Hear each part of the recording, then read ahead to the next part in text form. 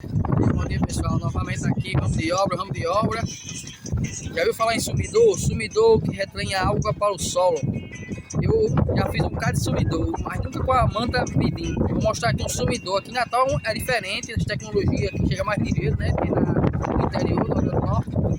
Então vou mostrar aqui um sumidor todo mantado, hein? Com a manta bidim.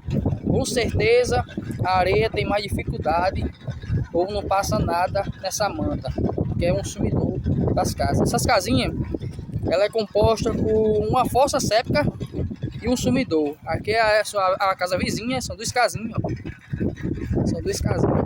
Aqui, ó. É isso, pessoal. Isso aqui, então, é um bom produto. Eu conheci aqui em Natal mesmo.